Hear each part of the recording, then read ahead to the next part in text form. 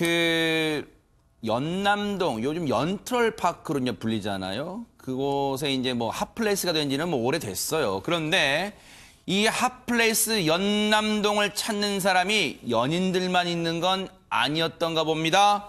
홍순빈 아나운서. 네, 주변을 두리번거리던 바로 이 남성이었는데요. 주변을 두리번거릴 때부터 뭔가 좀 수상했는데 이 남성이 이런 일을 저질렀습니다. 영상으로 확인해 보도록 하겠습니다.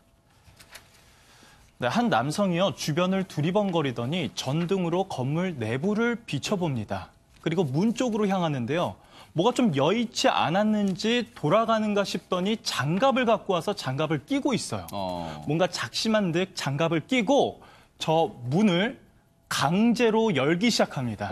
문을 열었죠. 그리고 건물 내부로 들어가는데 잠시 후에 남성이 뭔가를 들고 도주합니다. 남성이 침입한 곳은 저기만이 아니었어요. 네. 다른 곳인데요. 카페에도 침입합니다. 계산대로 향하더니 뭔가를 들고 종종 걸음으로 도주하는데 뭔가 좀 자세히 보니까 현금이 든 금고였습니다. 아까 처음에 범행 장소로 다시 돌아가 보겠습니다. 네. 경찰이 출동했지만 범인이 사라진 뒤였어요. 네. 경찰도 10분 만에 출동했지만 범인이 30초 만에 범행을 저지르고 사라졌기 때문에 저 범인을 잡지는 못했습니다.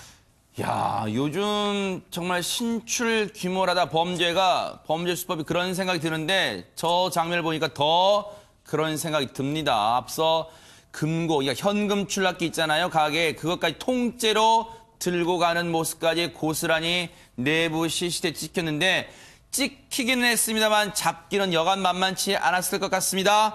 피해를 보신 그 가게 주인분의 얘기 한번 먼저 들어보시고 이어가 보도록 하겠습니다. 유리로 된 자동문이어서 훨씬 더 피해가 컸을 거라고 생각이 돼요. 네. 그쪽 문이 완전 와르르 다 무너졌으니까. 제가 그 현장에서 그냥 얼핏 봤는데 정이 있었어요. 새로 된 정이 있어서 아무래도 그냥 순간적으로도 드는 생각이 이걸로 그랬겠구나 하는 생각인데 그래서 안에 들어와서 돈통을 들고 가져갔는데 다른 거는 안 건드린 것 같아요. 좀 많이 해본 솜씨 같은 게 50m 정도에서 그 돈통이 발견되었거든요. 돈만 가지고 나머지는 신속하게 이제 버리고 이랬던 것 같아요.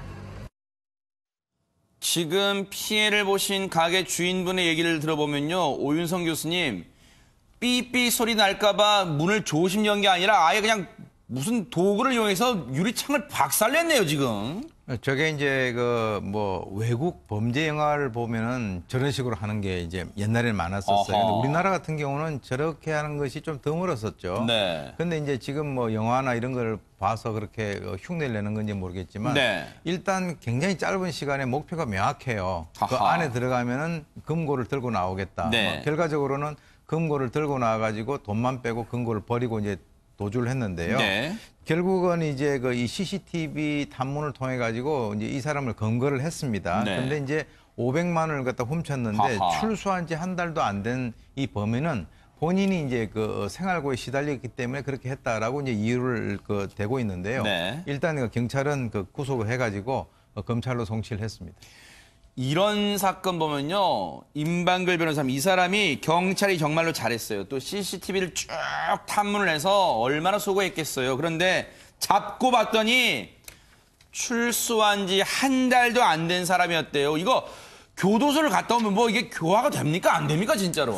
이게 좀 심각한데요. 이게 출소하고 와서 본인이 생활고 때문에 또 범행을 매번 듣는 얘기네요, 저질렀다는 진짜. 것이거든요.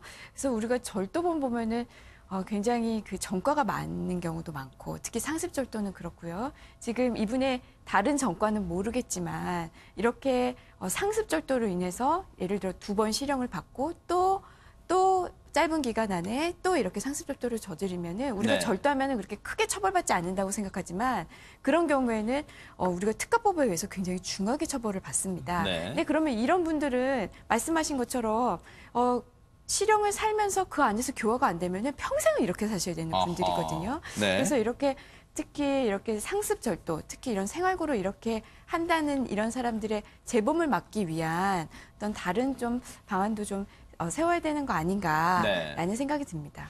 이 사람이 40대입니다. 40대. 그리고 전과가 얼마나 되는지 모르겠습니다만은 어쨌든 출소를 한 지 한 달도 안 됐답니다. 생활고랍니다. 과연 40대 나이인데 열심히 살려고 노력은, 생각은 해봤을까요? 하는 궁금증도 듭니다.